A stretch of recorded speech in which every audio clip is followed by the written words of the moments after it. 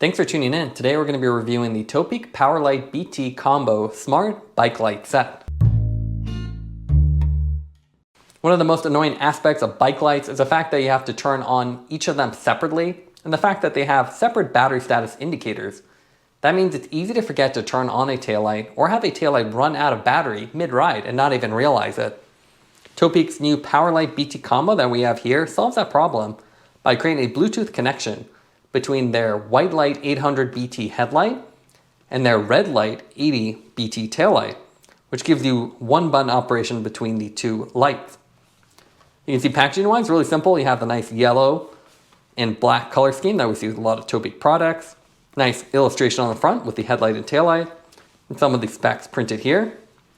You have some additional features written here, as well as the beam and the visibility for the headlight and the taillight. We'll go ahead and take this out of the box and go over the specs. Retail price on this is $157.95. It has 800 lumens for the headlight, and it's an 80 lumen taillight.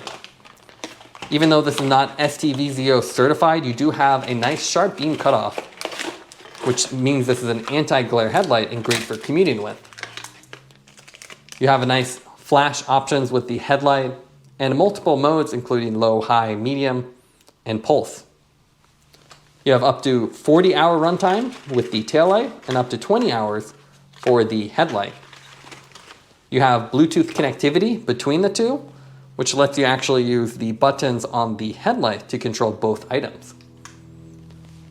You also have a dual battery gauge, so this will illustrate the battery status for the headlight and then the battery status for the taillight, so you're conscious of both without having to look at the taillight.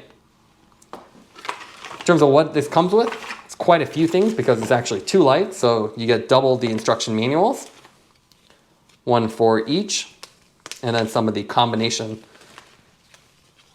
connectivity requirements. So this is all here. You have the headlight, which you can see, nice refractor style lens.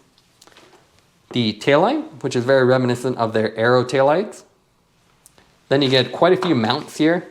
That's also the nice thing about Topeak. They really include a lot right out of the box. So this is the headlight. You get their handlebar mount, and you can see this has a little shim in here, which you can use depending on the handlebar diameter, and then a separate bracket for this if you have certain diameters, so you can easily swap these out. You get tools for the installation, for installing that bracket, otherwise it's a nice tool-free thumb screw. You get a USB Type-C charging cable for the headlight, and then this little mount, so this is for the top. So this will actually slide on and let you mount this from the top, as well as the bottom, which is a really cool feature that Topeak doesn't really advertise. For the taillight, you can see it comes with a bunch of bracket options. So with the taillight bag, you actually get quite a few straps. So you can mount this on Aero C-post, standard C-post. You can see the two different variations here. Then you also have a clip version. So if you want to do a body clip, so put this on a saddle bag, you have the clip that replaces the center portion, and then multiple length rubber straps to connect this to the C-post. So two hooks are directly cut into the base of the taillight, and you just wipe it over and secure it in place. You also get another USB Type-C cable for the taillight. Now let's take a look at the weight of the light set. So the headlight by itself comes in at 124 grams. If you want to use the handlebar mount, that is 22. And if you want to use the top one, that by itself is only 8 grams. For the taillight, using the standard round C-post attachment and a standard length rubber strap, that comes in at 58 grams. The Topeak PowerLite BT gives you the best of both worlds, a bright 800 lumen headlight with a beam cutoff, along with an 80 lumen taillight. One of the big features of the headlight is the fact that you get a refractor style lens. So if you see the inside of this, you'll actually see the top mounted LED and then these nice reflectors to really focus the light down. Topeak calls this a dual beam design.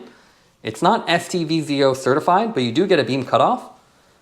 So see if we look here, when you put it sideways, you see a nice sharp line instead of a big cone, which you see with standard light, and then you get a second beam on the bottom, which illuminates the floor near you, and then a farther beam. So that's what they call the dual zone, and you can see that on the ground. It's a really cool design, and it's anti-glare, which means if you're right in front of this, unlike a normal light, which would be like that, this at a horizontal angle gives you a nice visibility, but not blinding. It's a really cool feature and improves the light performance as you don't need as many lumens because the lumens are really focused on the ground. There are no horizontal cutouts or side cutouts. You can see the lens is flat, so that is one downside when you have the light on. You can't actually see it from side angles. It would have been nice if they had a cutout, as we see with a lot of other lights. The side has this kind of metal finish for the front portion, and then you can see this rubberized texture on the rear. You have WhiteLite 800BT printed here, Topeak logo on top, but a nice black finish. On the bottom, you'll find the USB Type-C charging port, which is really good to see. Brands are finally moving over to USB Type-C, which is faster charging and even gives you a lot more features. So a little nice rubber cover, push it down. You have a proprietary tab style mount. So you can see it simply slides on, gives you a tool-free setup, so it goes in between the slots. And then it's simple click to lock it in place. To remove it, you just push down, pull it away. What's really cool about the headlight though, is the fact that you can mount it on the top and bottom. And that's something Topeak doesn't even advertise, which is a little bit odd. So you'll notice there's this rubber cover. So if you remove that, you actually have the separate adapter that goes to the GoPro. So you can put this underneath your GPS computer and get the nice beam cutoff without having to flip the light or leave it on your handlebar, which is one of the big downsides of most beam cutoff lights. You can never turn them upside down because it kind of defeats the purpose. So you can see you basically have two options here. And with these, you even have a little bit of side-to-side play. So a really nice option. And I'm really glad to see Topeak incorporate dual-sided mounting. It's a feature a lot of lights don't realize. And you don't have to pay extra for a adapter. It just comes with it. The little rubber gasket you can actually install on either side. So you can leave it here or put on the bottom, depending on how you choose to mount it. On the top, you'll also find the little display. So you have a little 5 LED indicator. Now it's a little bit weird because it's actually inset. It looks like it's flashing on camera, but it's actually not. So it's below the indicator, so it almost looks like 3 or 4 depending on how you look at it. So it would have been nice if they moved it up to make it exact. But you also have a 5th LED on the left that indicates the rear light. And that's really the cool feature here. You have 2 controls, so front and rear. So you can independently cycle through the modes using the single display control. Instead of having to go to your taillight, you can control it all here. If we look at the taillight, it's pretty standard taillight, translucent body, red. It's 80 lumens, which is fairly bright with a cob LED design. So you can see that cob LED down the middle. Quite a few modes from standard constant modes to different flash options. So definitely a nice setup. And you can see the brandings on the side along with the USB Type-C charging port on top. These are the nice tab style connector. So depending on how you want to set this up, if you have an arrow C-post, you just swap this out. If you have a round C-post, you put this on here and you can see it's angled. And you even have the body clip. So it is easy to lose these little accessories, so I definitely recommend keeping them somewhere safe. But it's a nice interchangeable design that lets you mount this nearly anywhere. And you get simple rubber gaskets, little O-rings that you can stretch around your C-post and attach them to the built-in hooks. Now let's go over the pairing between the headlight and taillight. Now what's unique about the Topeak is you have a 2-button interface, so you can control them separately. To initially pair them, you want to press the rear button. You'll see the light flash blue. Turn on the taillight, and now you can see the light will go green. It looks like it's flashing on screen, but it's actually constant. So now I can do a single press and cycle through all the available modes on the taillight, and this is all independent of the headlight. So I can turn on the headlight, do whatever I want, turn off the headlight. So it is a separate control, but it's more of a microcontroller design where both controls are on the same location, so you don't have to reach back. It's an interesting approach to this, maybe not the one I would have chosen, but it is nice and convenient because you don't actually have to reach down to press it. And note, you can't actually adjust the mode anymore on here. You have to do it on the headlight. To shut it off, you hold it for 3 seconds. Then you'll see this shut off. And now you'll see a blue light. So this is a little bit confusing, but according to Topeak, this is standby mode. And what this means is you can always turn the light on from this mode again by just pressing it again, just doing a short press. But standby mode is essentially designed for commuters and for shorter time periods. So you can leave it in standby mode for up to a week, but the light will stay on. So if you want to park the bike for longer than that, you want to actually fully disconnect it so you're not draining the battery. To fully disconnect, hold it for 3 seconds, and then you'll see it shut off. Now you've essentially unpaired the light. So it's a really weird design. And again, not the one I would have chosen because you really almost have to unpair it if you want to park for longer periods of time. Otherwise, that light will stay on. Now let's take a look at the output modes of the headlight and taillight. There's 5 modes with each of them. The headlight goes up to 800 lumens. Then it drops down to medium, which is 400, and low, which is 200. Gives you the highest 9-hour runtime of the constant modes. Then you have 2 flash modes, a standard on-off, which is great for daytime riding, and then pulse, which gives you the highest runtime of 40 hours and alternates between a low-high.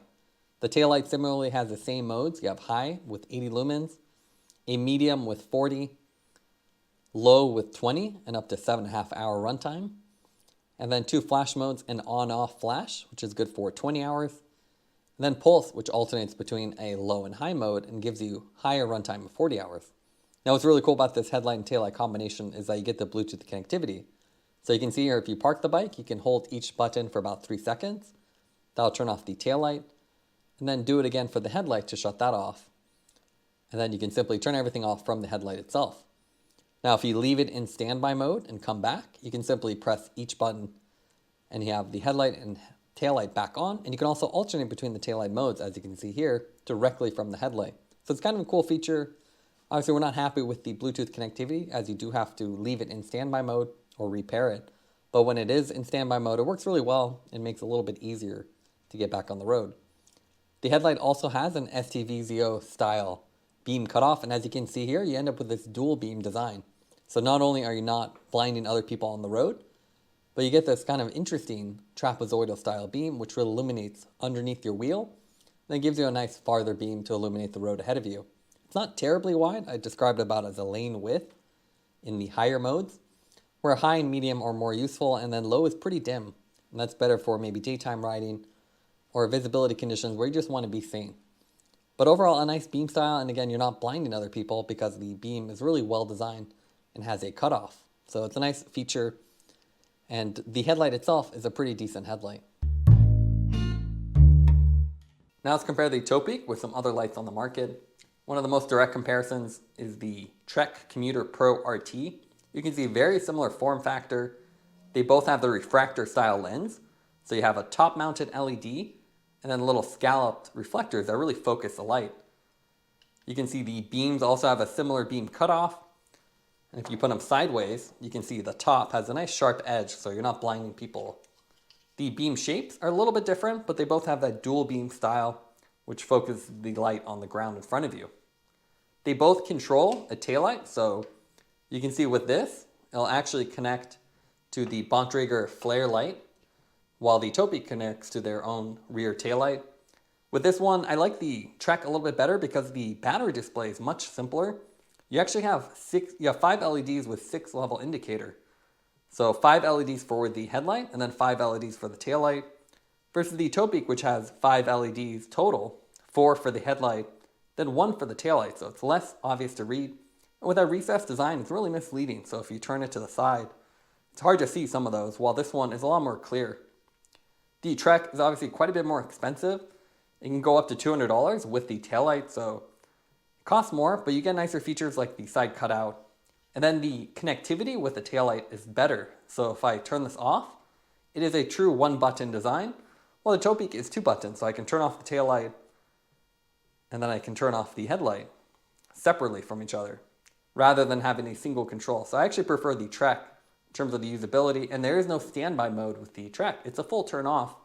You don't have any light indicators, while the Topeak, you have the little standby mode, which requires you to disconnect Bluetooth for longer periods of time if you want to shut it off and not drain the battery. So definitely a different approach, and I do like the Trek more, but it's more expensive. There are other beam cutoff style lights like the Outbound light and Detour. You can see obviously a lot bigger, wider. You can see same refractor style lens and has a bigger beam just because of the bigger size, but obviously more bulky and a different form factor with their own custom tripod style attachment. There are also some interesting StVZO lights on the market. This is the Light Skin NACA. So it's actually an aerodynamic headlight, very expensive for what it is, but you can see nice sharp beam cutoff because it actually has a projector lens. So if you look in here, you can see that little scalloped inside of the lens, which really projects it down, and it gives you a better beam than a refractor style. So you can see very sharp, no artifacts, and it's designed to sit underneath an out front mount with this GoPro attachment, but again, quite expensive, so it's definitely a little bit of a different league, and you can't control a taillight. Compared to standard lights, you can see like the RN1500 for Magicshine. Very similar cylindrical bodies. You have a basic soft beam cutoff here. So they've just added some lines here that help diffuse some of the light down below, but not nearly as nice as a true refractor style lens like the Topeak. You can see this one, you have that cylindrical beam just with extra on the bottom, while this one you truly have two rectangles. So a much nicer beam. But the RN1500 is brighter, but more dispersive. If you want a replaceable battery, I would recommend something like the Phoenix.